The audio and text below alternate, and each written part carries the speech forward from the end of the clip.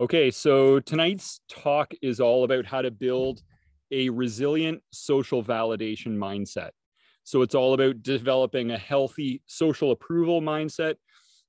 Excessive need for reassurance can be an all-consuming stress in life. It should be on our mind, but not obsessing our mind. So we want to be able to remove the ambition for non-essential fame, acclaim, popularity, otherwise referred to as vainglory, and care less about what others think and not take things so personal. Because if we want to be free from suffering emotions, we must eventually achieve intellectual victory over the excessive or disordered desire for social approval. Otherwise, we can get swept away by the desire to be well thought of. So, thoughts? I think that's such a big topic and it's so needed. And I think it's hard to not care what other people think. And sometimes I know I had a situation come up at work where someone claimed they didn't understand what I had been doing. And so they were kind of using it to dismiss like the fact that they didn't understand and like say it wasn't their fault essentially. And it didn't bother me because I felt like everyone else knew me and knew what I had done and was capable of. And it was clear that they had the misunderstanding. But if that weren't the case, I would have certainly felt the need to make sure people understood, and so it's really hard to separate yourself from that and how you're received by other people. Yeah, so we'll find a way to achieve a good balance on that. Now, we're going to do a little bit of an assessment. So anyone who's watching along with the video can do this assessment as well. And it'll tell you a lot about where you're at right now. I just want to remind everybody that you're a work in progress and you're not done yet. And there are inescapable stages of development that we all go through. So whatever the assessment says, it's just where you're at so you can have better self-understanding. So the first question is this, think about this. Would you rather make 100,000 a year and everyone else makes only 50,000 a year?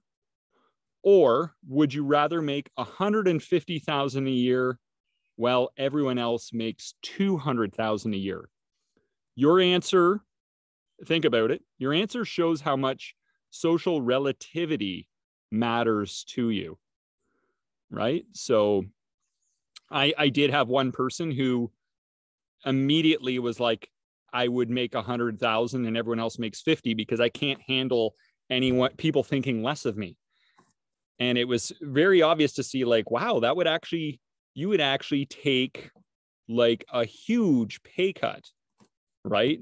Annually for your desire for social approval, right? Like think about that, right? Any thoughts on that assessment question? Well, for me, I would want the 150, but I think also, I think some of it depends on where you're from too. And like, I am quite a bit younger than the people I work with. And I already know I make less in a lot of situations because they've been at it a lot longer. And I think because I know some of those things and I know money doesn't equal value, it changes my perspective on things. Sure. Excellent. So that's an interesting question for people just to get a better self-understanding. Now, question 2. This one's a really good one. Okay. I want you to imagine that a famous movie producer approached you and said he thought you would be perfect for a starring role in an upcoming blockbuster movie. Okay. Where does your mind go first when you contemplate such an opportunity? What kind of thoughts follow? I think it sounds validating. It sounds like you're perfect for it. The fact that you're asking the question, I'm wondering what that means, like how they view me. I don't know if I would normally think about that, not in this situation, but there are certainly some roles I'm not sure I would want to play. Okay, so here's the thing. Everyone fits into one of 2 categories here on how you answer. Category A, are your thoughts more focused on yourself? Perhaps how exciting this is to you, how this will look to everyone. Or maybe it's thoughts of being inadequate and concerned or scared on how you'll do. Maybe it's like validating, well, now I can show my worth to the world because if I'm a star of a movie, everyone's going to finally realize my worth and blah, blah, blah. So in this category, it means that we think of social approval more as an end goal. That's our natural tendency. Most people do this. Okay. So if that's where your thoughts go first, just know that's where most people are. And there's a lot of self-will motivated behind that. And I'll get to that in a second. Now, the second category is, do you think about everyone else? For example, what's this movie about? What role am I supposed to play? Is this a good thing for society or not? Like, is this a movie that's going to be spreading a lot of bad, selfish, hateful ideology out there? And is this going to make the society worse? And am I going to, validate myself at the expense of what's good for the world right now? Like, so a lot of times, people in this category would look at social approval not as an end in itself, but as a means to another end. So they might be stopping to think of, how can I serve the greater good through this before and that's what matters most. So in this category, it's more divine will, I would say, than self-will. But that's kind of where everyone's at, the A and the B category. Now, people in the A category are going to be susceptible to emotional pain for a number of reasons, but we'll talk about how to get out of that cycle. Okay. That's an interesting question, because and as you explain it, I'm also questioning category B, because especially if you're talking about, sending a message out into the world and how that affects society as a whole, you're also looking to sell a message, which can also be somewhat self-involved, right? So yeah. But more on a we rather than a me scale. Yes.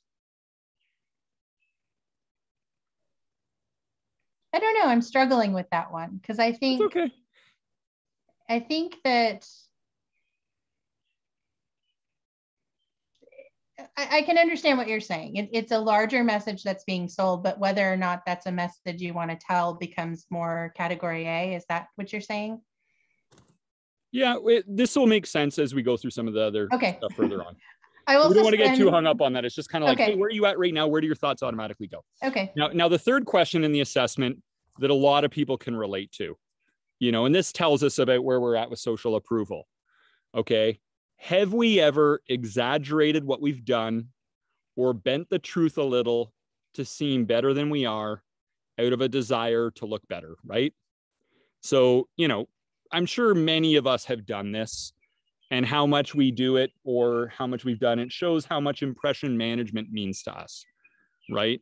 And so the more we do this, the more likely we are to struggle with the thwarted desire for social approval. So that's something else to think about. Okay. But those three can kind of give us a little bit of a insight in terms of where we're at right now. Now, everybody has a rule on what social approval means to them. So it means different things to different people. Okay. And so what we want to do is we want to just figure out, where are we at right now? Then we can assess where we're at, and then we can decide if we want to upgrade it to a rule that's going to serve us better.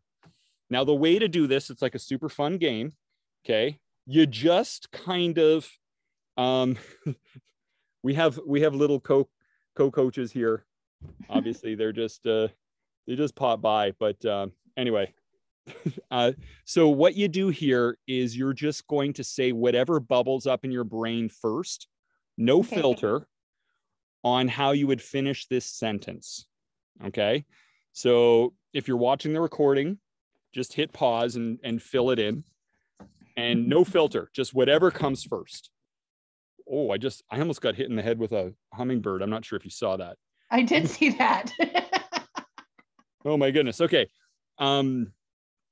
Social approval is, fill in the blank. Social approval is. Okay. And then just think about, how does your brain fill it in? Now, lots of answers are, social approval is something I never have enough of. Or social approval is my identity. I am defined by what others think. Or Social approval is a top priority in my life. Social approval is a sign of success.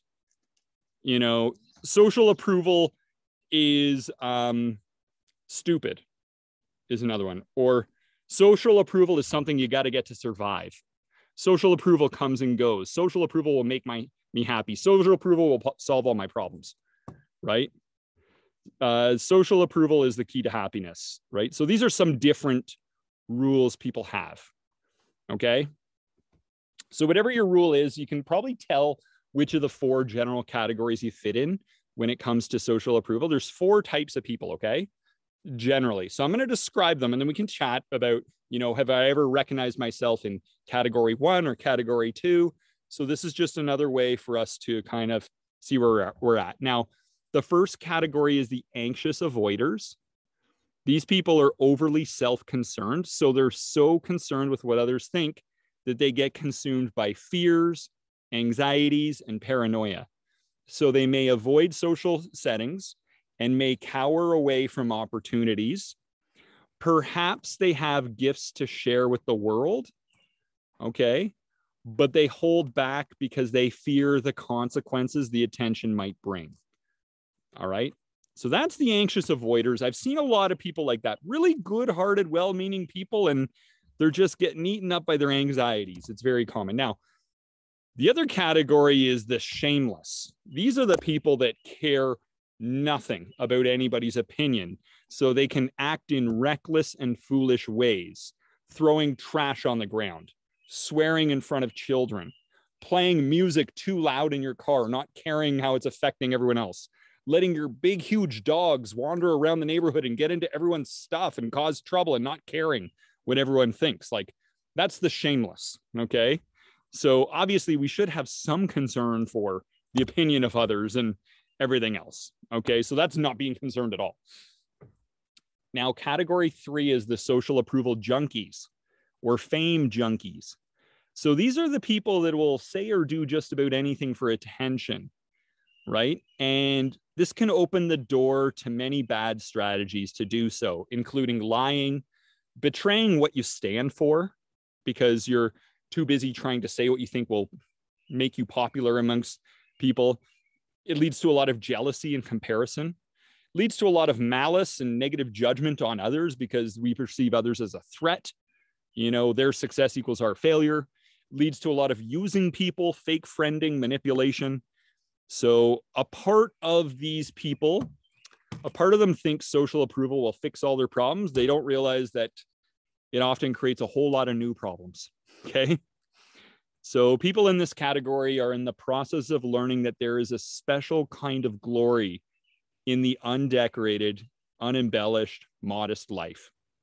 Sometimes the little things are big and the big things are actually kind of little, right?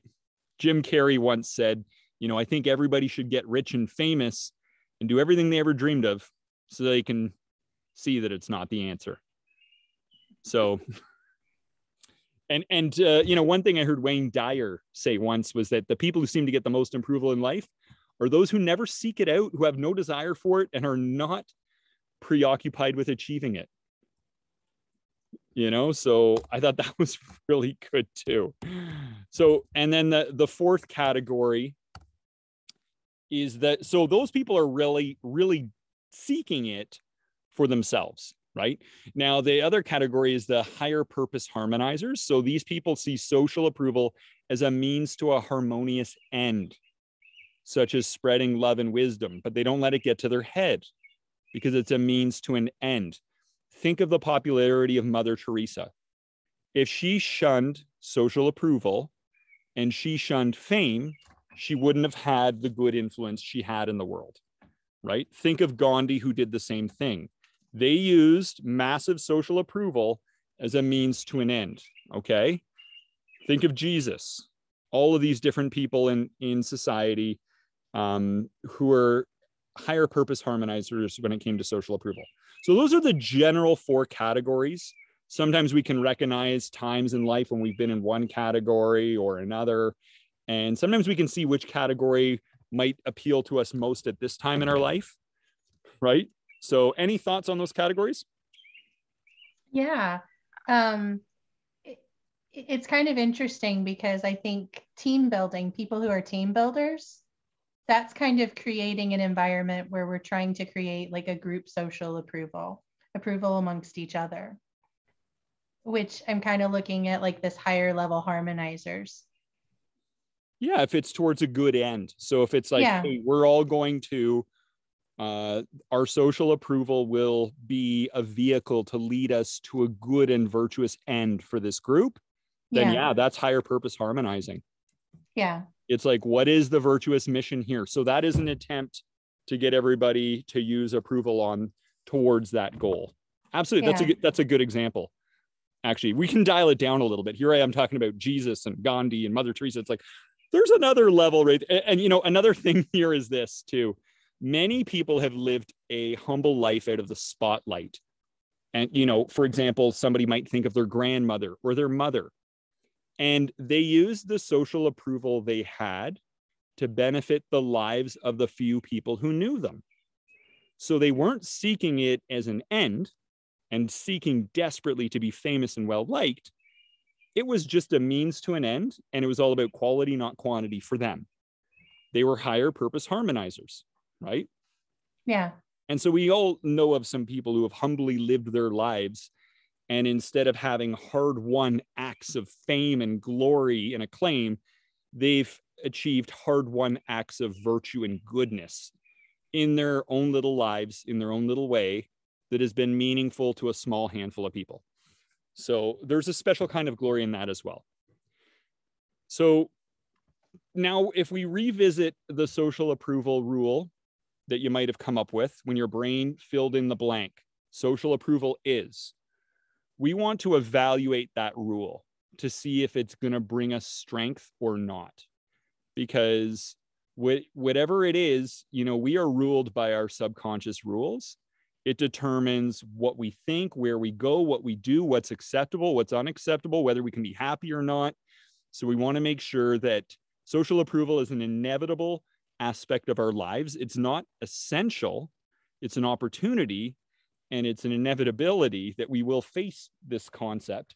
So we just want to be able to harmonize with this dimension of our reality. So we're going to score it 1 to 5. So here's the 5 questions, and you can see how many points it gets. 1, your rule on social approval. Does it keep things low pressure instead of making it high pressure or negative? Yes or no? Does it keep it low pressure?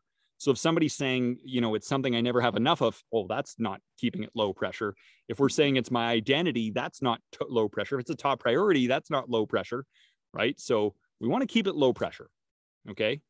Now, number 2, does it give you a sense of control, or is it dependent on others? Does it give you a sense of control? So if you say social approval is something you got to get to survive, or social approval comes and goes, you know, that may not be the best rule there. Now, number 3 is this. Does it focus you on thinking about benefiting other people instead of just yourself? Does your rule and whatever you said get you thinking about benefiting other people? Because we want to be able to view things from a higher perspective and a higher reality, because when we think and act in our lives from that higher reality, we're able to do so in a way that brings us more real long-term happiness.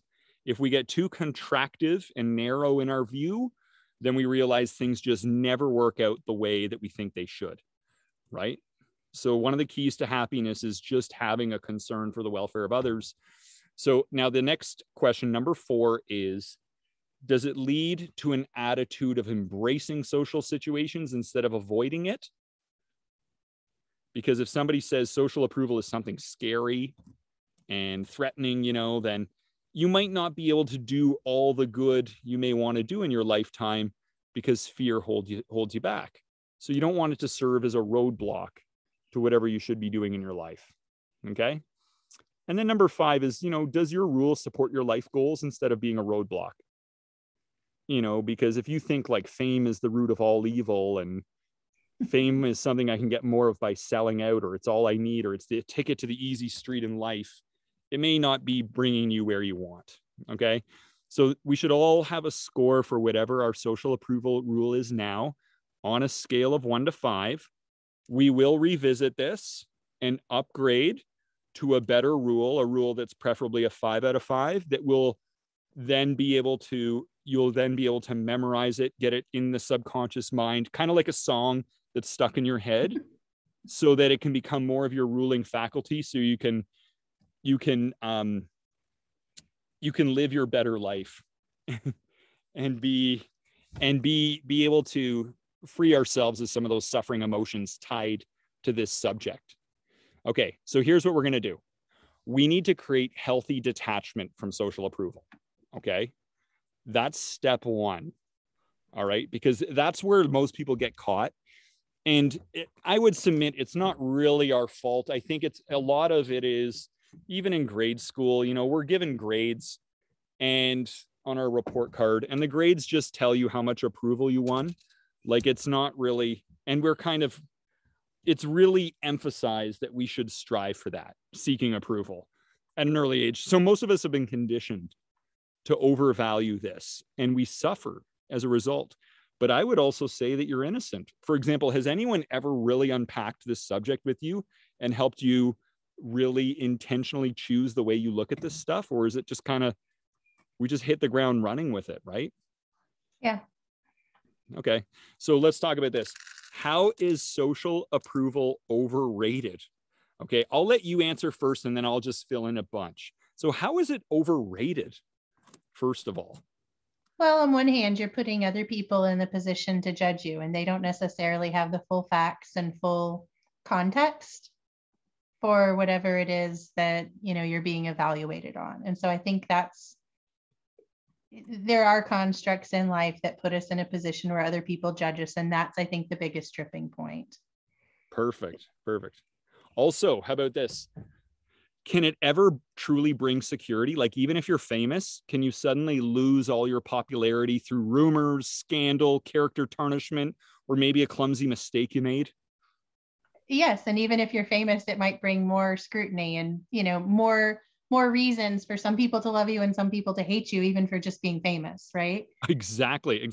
And I use fame because fame is like the triumph of social approval. It means we have it in excess, right? Do famous people still have everyday problems like phones running out of battery, choppy internet connection, spam email, flat tires, arguments with, you know, reactive, emotional family members and friends? Like, do they still have everyday problems? Yes. Yeah, so it doesn't fix all of our problems. Now, how is it unsatisfying? Like, once we have a lot of social approval, might we become needier for more, kind of like a drug addiction? Yeah. Yeah. And does the fear of never having enough approval ever end, even once we got approval? No, because it can change every day. Oh, yeah. And then we always think we could have had it more. We could have had it better, right? And it wears off really quickly, right? It's a hollow victory. And then, and you know, is social approval ever truly loyal to us, or does it leave us for another? Like, there's new people on the scene that more talented, more popular all the time. Completely right? Fickle. Oh, now there was a quote. There was a quote by Yogananda, and it was, "Worldly power, fame, and riches are like prostitutes, loyal to no one. Only God will stand loyally by you forever." But I thought that was really well said in such a memorable way. And are there strings attached when you're socially approved of? Expectations, obligations, keeping up appearance, anticipations, right? Yeah. And does it really help us solve most of the relevant problems in real life? Like, can it repair relationships? Can it prevent back pain, hunger, you know, a cold winter's chill, a toothache, right? Like, look how upset famous people get if they get a stain on their shirt. Like, is that freedom? No, not at all. You know, without being able to keep inner peace, what does anything else really matter? Right? Look how frightened politicians get that they won't get reelected. You know, or that actors and actresses won't get nominated or won't win an award, right? Like they get filled with all these fears tied to the desperation with this subject, right? So well, they get pressured to have certain viewpoints and put that out there too, or you have to say something about this cause or this, or otherwise, we view you this way. So they get controlled a lot by those social pressures. Yeah, totally. Sorry, this is Chipmunk Happy Hour. So I got some bird seed out for them, so you can just see they're joining our conversation here today. They're like, yeah, I mean, does true happiness come from the inside or the outside? Inside. Absolutely. We so often forget this. We seek fame and acclaim and approval as a way to change how we feel on the inside. But it often leads to, as you said, more insecurity, because now there's more eyes on us. And people are saying bad or untrue things. More fault finders are focused on us, right? Yes. Now, here's something. Can you make the biggest splash in the world and be totally loved by everyone and be forgotten almost overnight like some famous people have? Yes. Can you name someone you can think of in your life who used to be like very famous earlier in your life and now you don't hear much about them? I'm sure there's all kinds of people. The guy who was on Honey, I Shrunk the Kids, Rick Moranis. Rick Moranis. Yeah. Oh, I loved him. Good one. I love that guy. Yeah, and there was a guy on America's Got Talent.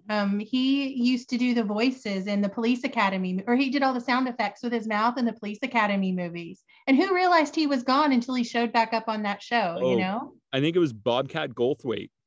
No, not him. It was some other guy. He's black, but he does all these sounds. Oh, that guy. He was like Hightower or something. I forget. Yeah. Look, we can't even remember his name. He used to be crazy famous. We can't remember. Like, what about Vanilla Ice? MC Hammer, right? Like some of it, the Backstreet Boys, right? Like, what about this? Camillus, Volasis, or Dentatus? Have you ever heard of any of them? No. Okay. According to Marcus Aurelius, they were all famous in his time in history, but he noticed that as soon as they died, they were super well known, but after they died, he noticed their fame was quickly disappearing. As he said, beyond sight, beyond knowledge, right? And to this day, no one even knows who the heck they were, right? Yeah. So, the human glory is fleeting and transient. Now, let's think about this. How is social approval an overrated scorecard for success in life? How is it an overrated scorecard? Like, can it be unearned? Oh, yeah. Can it be acquired by luck or accident? Can people earn social approval in unethical or evil ways?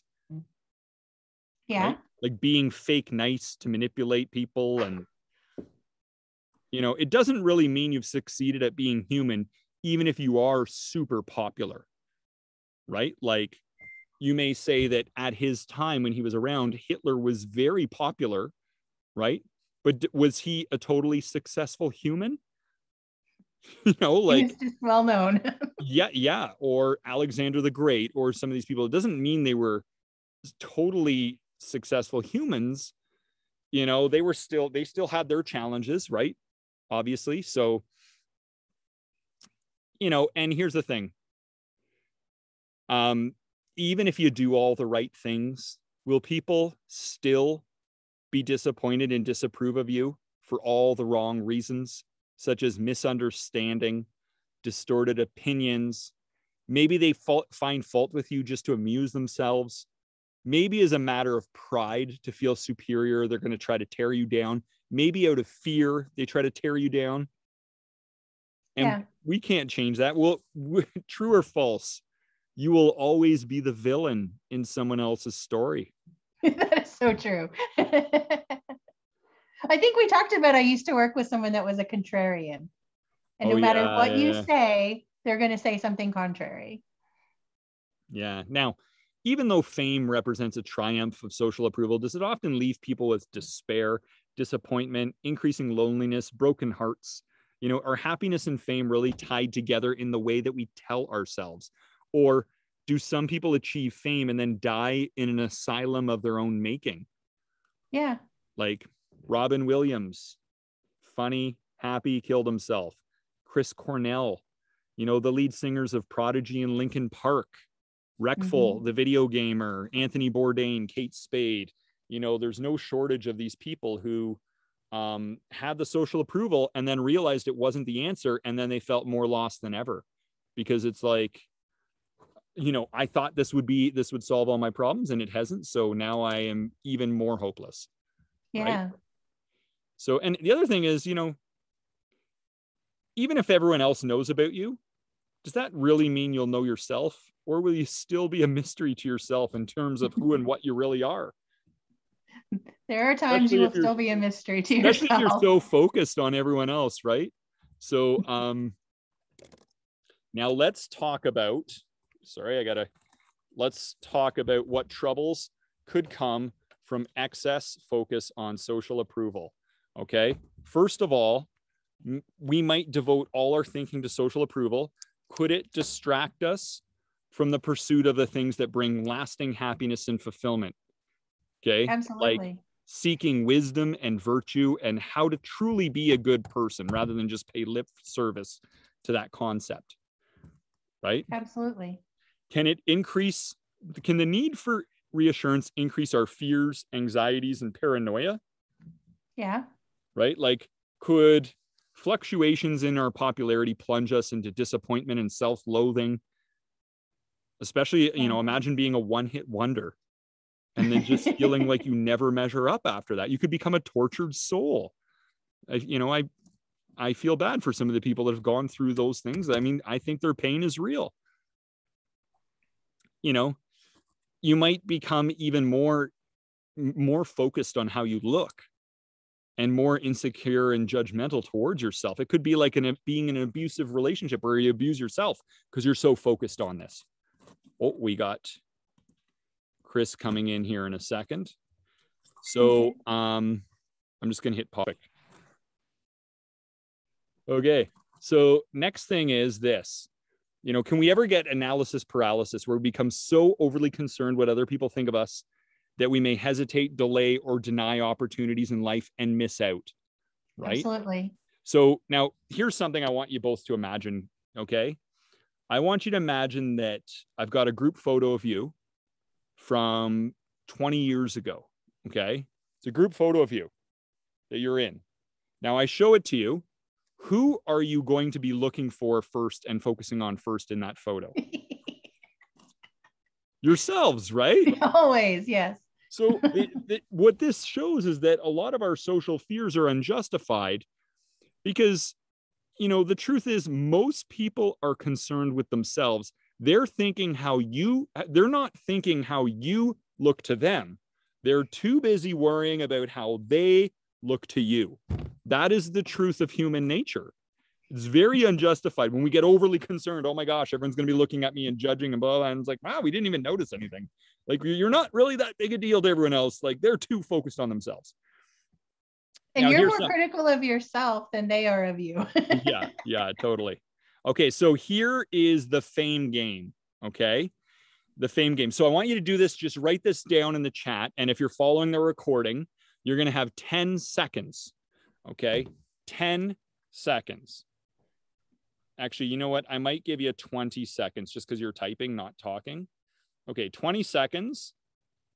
I want you to type in the name of as many famous people or celebrities as you can in 20 seconds and go.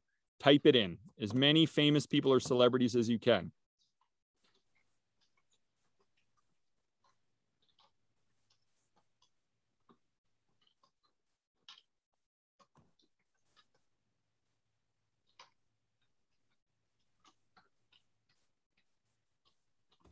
Okay, good. Excellent. Okay, excellent. Okay, we have a lot here. We have a lot here. We got like The Rock, Tony Robbins, Bruce Lee, David Von Erich, Bob Backlund, David Willamere, Shaq, Jim Carrey, Kate Beckinsale, the Kardashians, Rose, like all these different names, right? It was easy, wasn't it? You're just like, I'm just limited by time, right? It was very easy, okay? Now, Are you ready for the next challenge? 20 seconds. List out all your heroes.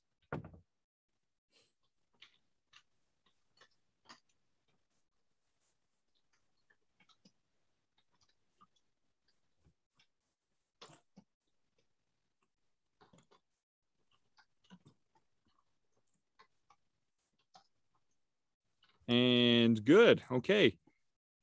Excellent. Now, most people find it a lot harder to list out heroes than celebrities. Most people, now both of you did pretty good. I see like Chris, definitely. I mean, a lot of your celebrities were your heroes, but you included like Jocko Willing, Buddha, Babe Ruth, Charmaine, your mom and dad, beautiful, your best friend, right? So like most people really struggle with this because we get caught in the fame game. And so for most of us, it's very easy to just keep rhyming off celebrity after celebrity, but then we struggle to think about heroes because most of our mental space is taken up by all of those celebrities. It's taken up by the fame game, right? So that can show how we familiarize ourselves with those whose glory outweighs the value of the good they've contributed, while we distract ourselves from those whose contributions for the greater good outstrip any glory they'll ever receive. Like Charmaine listed her mom and dad. I don't think they'll ever get the glory they may deserve for all the good they've done in their lives, or for you in particular, right? So, but that shows us how we can get caught in the fame game. Both of you did pretty good though. Like that was, I would say you're both not getting caught in that. You're keeping your perspectives really intact here, but excellent. Now, look, we're going to think about more troubles that could come from excess focus on social approval. Chris, welcome to the group, by the way. And while you're here, can you think of, off the top of your head, any troubles or difficulties that can come from excess focus on social approval? Any thoughts? It can lead you into doing things that you would not normally do, which might be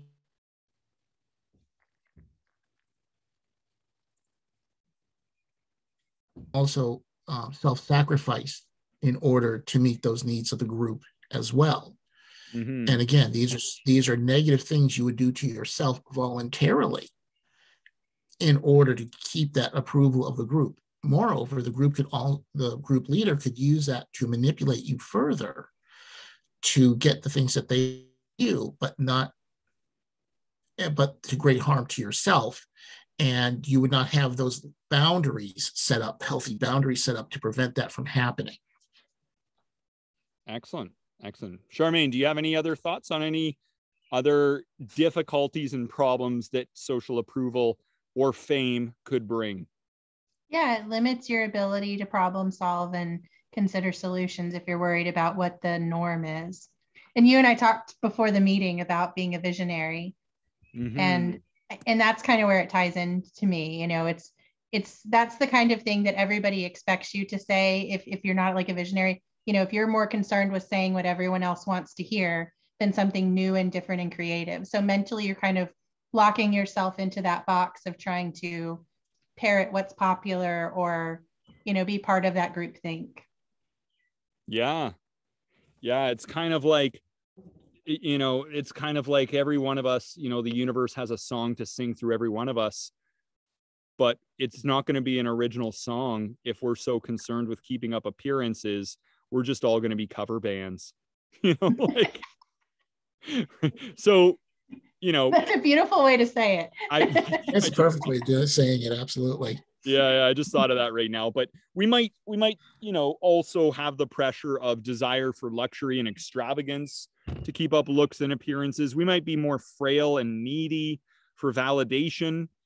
We may become a beggar slave to those who can bestow honors on us, titles, awards, different things.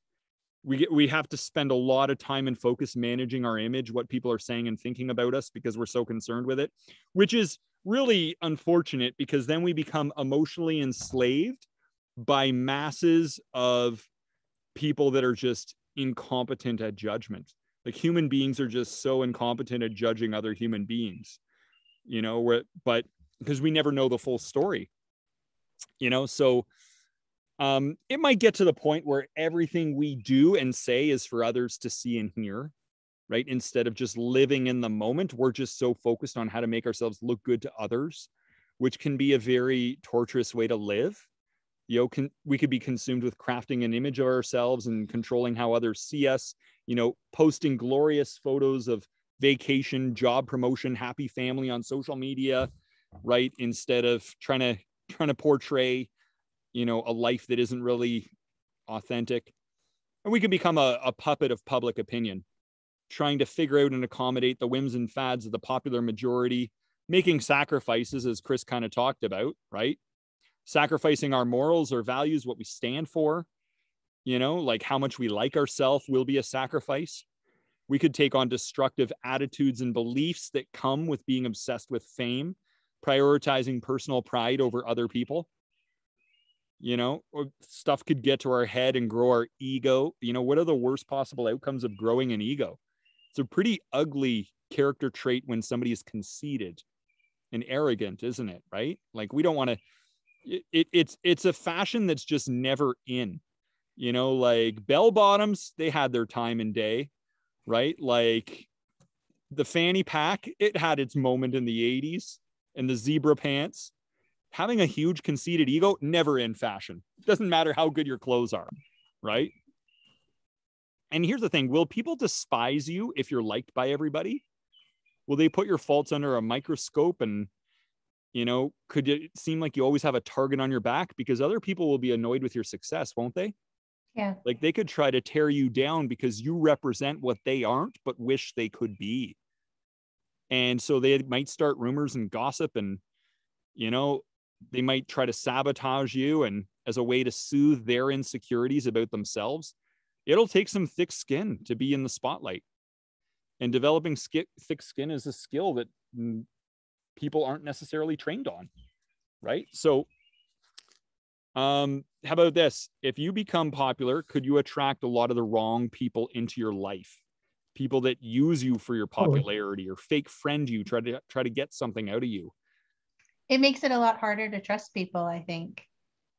Mm-hmm. Yeah, people might try to exploit and betray you, and they might have self-motivated interests. Greedy people will try to sue you. Crazy people will stalk or try to kill you, right? Not like that chipmunk on your shoulder at all. This little one. Yeah. Well, you seem to collect a lot of friends because you feed them. Yeah, it's I got my like you, but he like. It's what? It works out really well. I give them peanuts, and they give me enjoyment and entertainment, and they are entertainment for guests, right? Absolutely. So yeah, I feel like I get more in return. They bring a lot of joy just being around here when I'm working outside. Absolutely. Now, just like drinking too much vodka, what kind of strange things can fame and social approval do to people, right? It can make them act like drunks, boasting to create favorable intention, increasing instincts for greed, impairing judgment, self-indulgence, moral corruption, exploiting others for self-gain and self-importance, right? Lying, cheating, stealing because of motivation for reassurance, popularity, and fame, saying stupid things to stay in the limelight, doing ridiculous things for notoriety's sake, right? So Dr. Daniel they lose Amen, that feedback loop. They lose that feedback loop from other people because they aren't really aware of what people truly think. And so I think they stop judging their thoughts and whether or not they're in alignment or agreement with them as much, so they lose that ability to be true to themselves. Mm-hmm. Absolutely. Dr. Daniel Amen said it can be a disaster to become famous before our frontal lobes have developed, because that's necessary for impulse control, forethought, and judgment.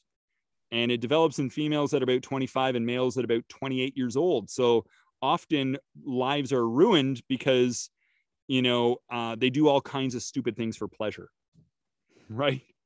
Without thinking it through. And it's just a brain development thing.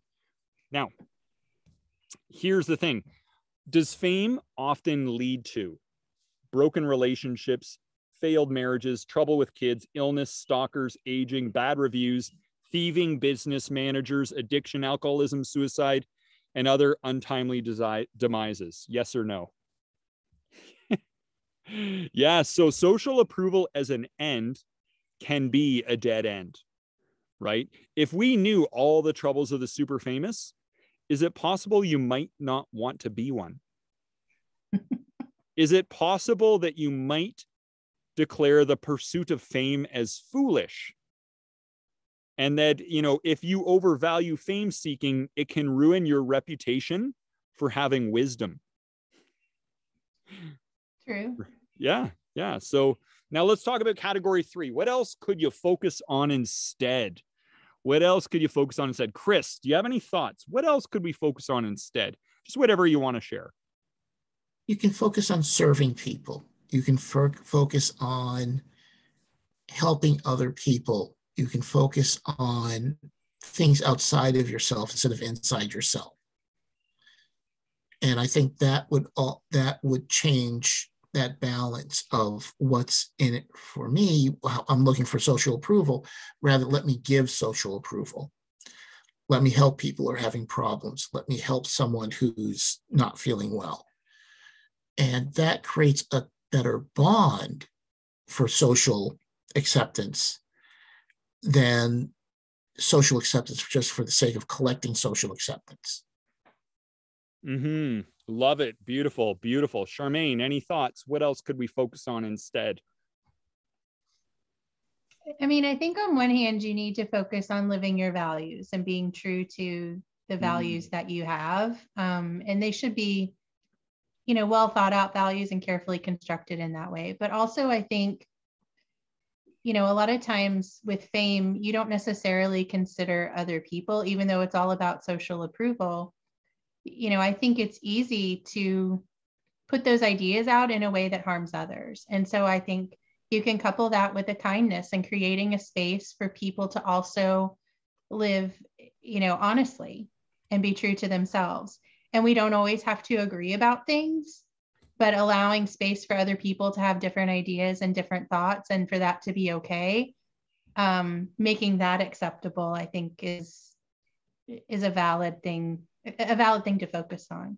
Yeah. I heard a quote by Yogananda at one point, and it was something along the lines of, the more we want people to think we are great, the less great we will actually be. And the reason is it gets us too focused on ourselves instead of focused on the welfare of others as well. And vainglory disposes us to be more concerned with our reputation, what others think about us, rather than being concerned with what we really are. Yeah. And that's why with the movie assessment, it was like, hey, you got told to be in a movie, and it's like, I'm more concerned what people think about me rather than what I'm going to be. What's my role, right? And that's why it's like, that's where we can realize where we still have an opportunity on imagining being in that. I mean, here's the question we should all think about. Would you rather be number one in the charts or number one in people's hearts? Deep down, I think we all know the answer, right? We get confused. We think being number one in the charts will lead to number one in people's hearts. But, here's the thing. There's better ways to cultivate feelings of self-worth, right? What if true greatness is not to win a big award, but instead to help a stranger in need when nobody was looking, right? We often think we've got to achieve great acts and grand feats of success, be on the front covers of magazines and newspapers. And we forget that, a meaningful life is often just a series of daily acts of decency and kindness, that adds up to something great over the course of your entire life. Tony Robbins once said, what if big was little and little was big? What if true greatness was not to climb a mountain, but to hold a baby in your arms? Right? What if big was little and little was big? And I think that's a good way to flip this thing on its head. Right? So here's what I think. This is one of my favorite statements to live by. And it was inspired by a book by Marie Corelli written in the early 1900s. There was a line that was similar to this, but it's this. Would you agree or disagree with the following statement? To love greatly is to live greatly. Yeah. Yes. And that might be a better way to focus ourselves than to win over popularity and approval, right? So I had a quote from this weekend that I wanted to share. Please, yeah, go ahead. Don't waste your time telling the people that love you the most that they don't count. They are the only ones that count. Oh, wow, that's good. And I think there's so much truth to that. I think if we can find, meaning and matter in those relationships that are closest to us, and we work on, developing and supporting those, I mean, that's really where we should be fed, instead of by masses of people that don't care about us. Yeah. I mean, it's like, to what lengths should we go to impress others? Yeah. In history, some virtuous people have been hated by the world. Think of Gandhi and Jesus, who were killed by haters. Mm-hmm. If the world hates you and you're doing the right thing, just know that the world hated Jesus first. Yeah. Doing the right thing. And remember that you're not really from this world. Focus on a reality greater than this one, right? So here's a good question to think about. This one's deep. Whose approval should we desire most and why?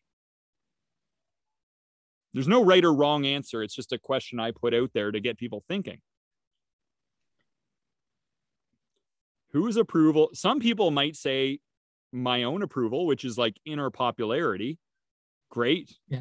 Internal validation is a much more empowering place to live than external validation. Some people might say it's a pretty tough crowd too. Yeah, I guess it depends on the individual. And then some people might say, seeking the approval of the higher power or the creator or God, which chances are, if your heart is beating right now, that you have that approval, right? So instead of fleeting and transient human approval, so now let's revisit the social approval rule. We initially said social approval is fill in the blank. That's how your subconscious mind, that's your social approval rule. And then we scored it 1 to 5. Now we've explored all these perspectives, and it's time to consider coming up with something that might serve us better. Okay. So we want to ideally, at this point, we've probably come to the conclusion that we shouldn't look at this as an end, social approval. We shouldn't look at it as a necessity. We should look at it more as an opportunity. And we should look at it as an opportunity to do the good that we might do in our life. So here's some examples. And then I'm going to say some examples, and I just want you guys to tell me what you like, or if you have any different thoughts. Okay. Because it's kind of a lot of pressure to just say, hey, come up with a new great social approval rule. So here's some options. Social approval is an exciting opportunity to have a greater influence to empower others. Okay. Or social approval is a position I can leverage to benefit suffering humanity and be a force for good. Or social approval is an opportunity to be a good influence and help others. After all, like if I'm going to give helpful advice or share some wisdom that could liberate somebody, they're going to be more receptive if they approve of me as a person first. If I'm a jerk, it doesn't matter if I've got the answers that can help benefit them. They're just going to resist me on principle, right? Or we could say, social approval is a means that can help us multiply the good we can do in the world. Or, social approval is something I can take and use for good to show people how to be better, right? So ultimately, we want to think of it as a way of reaching many people and helping them, but not something to glory in, right? So do you have any thoughts, either of you, on what you think a good way of looking at it might be? I think I'm liking the idea of using it to empower others. Great. I think using it as a way to be a good influence in other people's life, and, trying to help them to find ways that they can see what they're capable of and kind of stretch what their, abilities are, and they see that they're worth so much more or can do so much more than they realize. Beautiful. I love that. Chris, thoughts? I think social approval is good for love. That you're having, as you said, big versus little. Having that smaller connection with someone can be so much more powerful.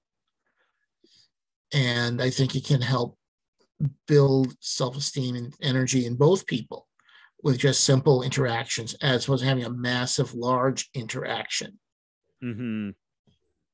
And I think a lot of sports figures who will sign an autograph, hug a baby, shake some kid's hand who thinks he truly sees him as a hero, those are the ones who are looking for those types of connections, because they're building their inner connection with that child, with that person that he has an effect on. If he didn't care, he would have just walked right by him. Mm-hmm. Excellent. So I think, good works on a grand scale may require fame if that's our purpose, right? Fame is a blessing if used with the desire to help others instead of acting against the best interest of people. I think that's where we can get confused. It's not a crime to be confused. We all get confused, but I think it's important to know that we've all been kind of programmed on this. In school, you were programmed to seek approval in thinking and behavior. You were trained that other people controlled your value with your report card. Like, that's typically how we were taught to think, so, and we were given a taste for a drug called approval, appreciation, and attention. So we become dependent on others, and sometimes we lose that freedom and become miserable. And, but now we have the power to make ourselves happy with greater self-understanding. So there are some good perspectives of it. I mean, one thing is to look at it like with indifference, like a child's toy, like fame or social approval. Another thing is to just focus on how to be more value to others rather than thinking about how you come across to others. How you can be more value, as you said, Chris, like you said that right out of the gates. It's like, how can I serve rather than how can I make myself look good? And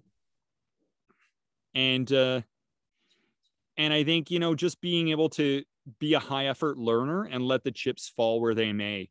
If social approval comes to you, great, use it for the greater good. But if you're meant to just live a humble, modest life and be a good influence on a small handful of people, then there's a special kind of glory in that kind of a life. To incarnate in this time and place just to influence a small handful of people, it's worth it to those souls, right? So, I mean, so to kind of like summarize all of this up, I think at the end of the day, when it comes to social approval, what we really seek is to like ourselves more and have greater love and connection and like who we are better. And we choose social approval as a vehicle. And then eventually we realize that vehicle is not going to take us to that finish line. We're not going to get the emotions we thought we would get when we arrive, right? It's a dead end. Social approval in itself as an end is a dead end, as evidenced by those who are dead and gone and forgotten, or those dead celebrities who killed themselves, right? There's a better way to get the emotions we want, and that is to somehow serve the path of virtue and goodness, and just use this as a vehicle to do that on a greater level if the opportunity presents itself, right? So we want to be a destroyer of those thoughts and ambitions for excess or disordered popularity, right? We don't want to get hypnotized by society to think that this is the be all and end all of a human life, and our whole lives could change overnight if we abandoned the notion that everyone else's opinion matters so much. Because we can live a small and shallow life to avoid criticisms, judgments, and ridicule. But you're also abandoning your hero's journey and the greater good you could do by answering the call to adventure. Once again, think about Jesus or Mother Teresa or Buddha or Muhammad or any of these individuals who have had great influence on many people. And if they decide to play it small, right? So, I think if at the end of the day, you know in your heart that you've won the approval of yourself or the approval of the higher power, and that you're pleasing in that respects, then, you know, it can give us the endurance to be able to handle whatever's heaped upon us in this life. And I think it helps to have a healthy attitude towards social approval. So let's go into some key takeaways and thoughts. Charmaine, what are some of your key takeaways and thoughts on this? I think the cover band was my favorite comment.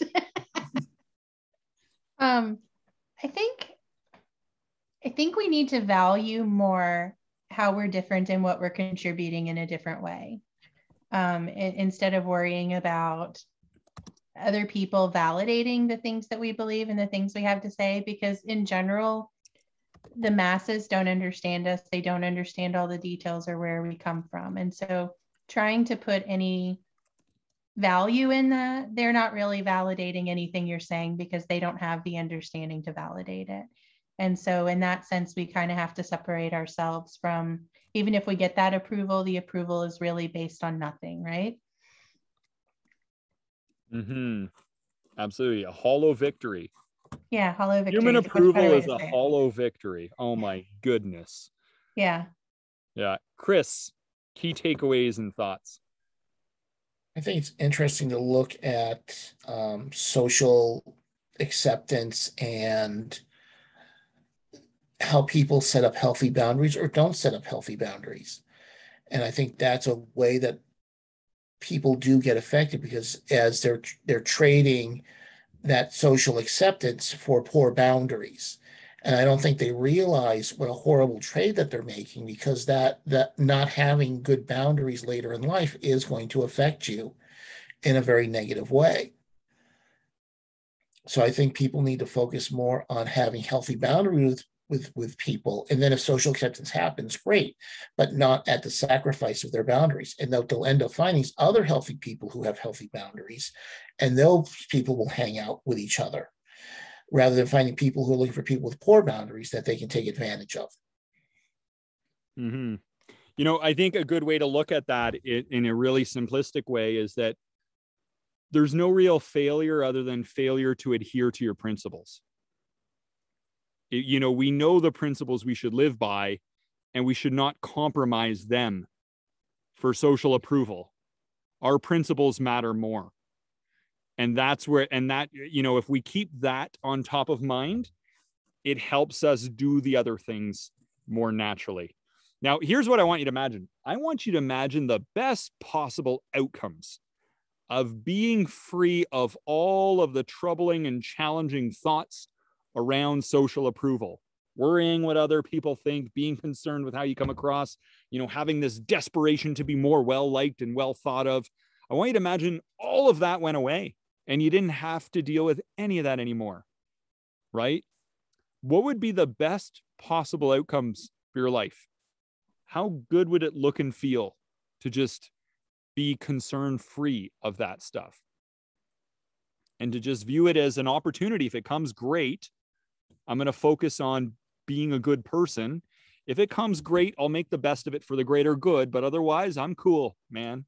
I'm cool, right? Like, think about that, because that is the treasure, and that is in the cave of what you fear most for most of us. It's like, and the way that you can get that treasure is by putting in the work to memorize these attitudes. It takes work, right? And it's a major thing in life. Too often we will make excuses not to do that because we're so focused on minor things and minor details in our life. This is a major thing. It is all permeating your reality, how you look at social approval. Right now, we've discussed correctives of perspectives, but at this point, it hasn't sunk in. It's like painting over dirt. What needs to happen is it needs to be reinforced and memorized. Once it's memorized, then, and you know it in your bones, then it becomes a part of you, right? It's kind of like this. Have you ever had a song go through your head and you're like, when was the last time I heard that song? Like 10 years ago. Oh my gosh, it's been playing in my subconscious this whole time. right? Chris, you ever had a song go through and you're just like, man, where did that come from? I haven't heard that song in forever. I was taking a Latin test in 8th grade, and all of a sudden, ABBA's Dancing Queen came in my head, flying into my head. And I got a 98 on the test. There you go. There you go. Charmaine, any song ever pop into your head at random and you're like, I haven't heard that song in forever? Always. Sometimes it's somebody says a phrase and it just comes rushing back, right? Don't be a cover band, Charmaine. Imagine all your favorite musicians and bands decided to be cover bands and not do their original thing. Right? So yeah. Imagine like, that's the thing. We don't want to, you've got a unique song to, the universe has to sing through you in this life. So we want to memorize the new social approval rule and attitudes, rewatching or re-listening to the recordings, writing it out, reflecting on it twice a day. That's how you seal the deal. Most people will get caught in the knowing doing gap. We can have this conversation. They can agree with these perspectives, yet they still act and react as though they believe it's what matters most. And it's because they have not committed to it yet. So the next step is just to commit to it, to realize that this does matter. This is an all-important aspect of your life, and it's worth the time and effort to commit it to memory. Right? So just seeing it as, for example, social approval is an exciting opportunity to have a greater influence to empower others. That's all it is. If people approve of me, great. I'm going to use my influence and I'm going to be a good influence on them. I'm going to spread some good morals and good ways of thinking, and I can be happy about whom I'm being in the world and the role I'm playing in this human drama, right? Because that's it, going back to our quiz question at the beginning, it's all about, you're going to be in this movie, you're going to play a starring role. And it's like, well, the movie's kind of like your life. Like, what role do you want to play? Think about it. Do you want to be somebody who lifts other people up, sees the best in them, sprinkles love and wisdom wherever you go? Or do you want to be somebody who's like, hey, look at me, look how good I am. Everyone shower your praise on me. Welcome to the I Am So Amazing show, right? Like, normally those are the characters we laugh at in movies, yet we see it in real life all the time. So don't sacrifice what matters most for social approval. It crumbles at the touch. Okay. So, that is our chat. I think being able to nullify our desire for this is important. And then, if it comes, great, but it's always just something we should use for benefiting suffering humanity. That's my thoughts on it. All right. Final thoughts, Charmaine? I think it's a good reminder, because I know I have really strong principles and I live according to them, but I still struggle with feeling disappointed whenever people don't necessarily approve of my thoughts. And so even though I can live one way, I need to recognize more easily that, the value that has, and the fact that it's not really approving of me in any way. And so I think this is a good thing to go through, just to kind of remind myself of that. Absolutely. To love greatly is to live greatly. So desire for social approval can get us too focused on ourselves and not focused enough on loving greatly. Yeah. Chris, final thoughts?